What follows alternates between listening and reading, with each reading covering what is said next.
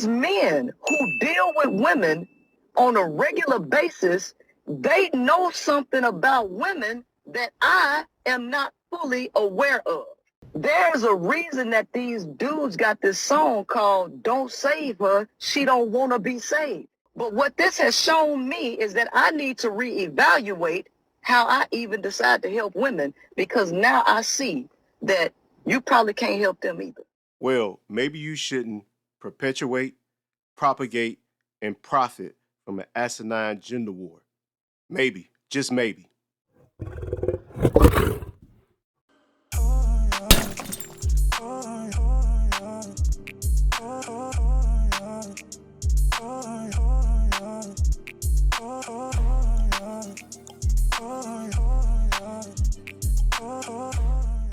All of this could have been avoided had I understood that women don't want to be helped. There's a reason that these dudes got this song called "Don't Save Her, She Don't Want to Be Saved." These men who deal with women on a regular basis, they know something about women that I am not fully aware of, because I ain't never really had no female friends. I got a few of them, but the majority of my life I've been hanging around guys. My brother, my cousins, friends, basketball, I've just been in male-dominated spaces. So I don't deal with women like this. Had I known that women are as... I never wanted to say that women are emotionally irrational. I never wanted to say that, because I know that women are intelligent. And I feel like a lot of women would move beyond these irrational emotions if you activate their mind. That is what made me deal with B. Taylor, period. Because I, quote unquote, saved her from the manosphere. Not because I'm trying to run no game, but because I'm trying to help you as a woman. Because that's my mission, to help women. But what this has shown me is that I need to reevaluate how I even decide to help women, because now I see that you probably can't help them either. Surprise, surprise, relationships are difficult. Who would have thunk it? I don't know, maybe everyone that has good sense to know that relationships are something you have to put work into. And oh, by the way, don't save her, she don't want to be saved. Down goes the queen. Who am I talking about right now? You saw it in the top of the video here. I played it back. It's Princella, the queen maker, of course, with her special brand of misandry that's rooted in pimp culture and pseudo-psychology and all things that are just under the board, just things that most people would look at and be like, yeah, there's some pseudo nonsense here. But anyway, she was able to parlay it into a very lucrative little stint here in the niche section of social media. I ran across her about 3 years ago on TikTok. I used to go back and forth with her in her comments briefly. I knew she was a misandrist, but I never knew that her misandry and her BS would propel her to this level. She had a book, what is that, 41 Shades of Men, that she sold to the most vulnerable and gullible of us, i.e. broken, bitter, dysfunctional black women that desperately need therapy. She went about the business of making money off these people. And be clear, this was nothing more than a money grab. This was nothing more than an effort by a shyster, a slickster, to make money. And she did that. Kudos, you made money. But now what we're seeing in the video before I got here to monologue was that now she's saying, I've come to the realization by being in a relationship with I believe the woman's name is B. Taylor. So apparently what happened was she demonized men for about 3-4 plus years now, made men everything but a child of God, psychoanalyzed us through pseudo-psychology, by the way, that we were just evildoers who only do things for women based on what we can get, like that's just unique to men. Like no other human being on the planet does things for other people that doesn't have some form of reciprocity or benefit to it. But anyhow, I digress. So she went on these tirades. She went on podcast to podcast, spouting her pseudo philosophy about men not really being masculine. Men are actually feminine because of jewelry and clothing and things they do to attract females.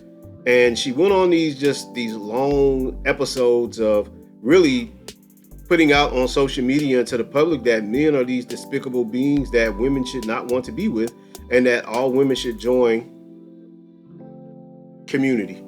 It was just one of those things that I always looked at and realized that something ain't right about this. Like, I knew there wasn't something right about her, but god damn, I knew it. So she went on this, I can't even remember where I clipped this from or where I even got it from. I got it from someone I follow on TikTok. Excuse me for not tagging you or mentioning you in this video. I just simply forgot, brother. No slight to you. But she was really focusing in on the fact that women don't want to be saved.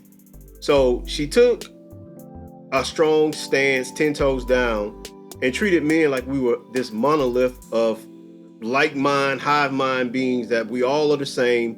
We're all monolithic. We don't stray from different forms of individuality in our character, our personalities. We're just all these evildoers that's looking to harm women. But look now, she's actually doing the same thing to women. She treats women, now that she's had a bad experience in a relationship, as a monolith. So this person really, she just really displays signs of narcissism. And I haven't diagnosed her. I don't know if she's been diagnosed, and not going to sit up here and feign like I can diagnose narcissism. But if I'm looking over the traits of it, she absolutely exudes those traits, because she never wants to take accountability for the fact that maybe, just maybe, some of this has to do with you.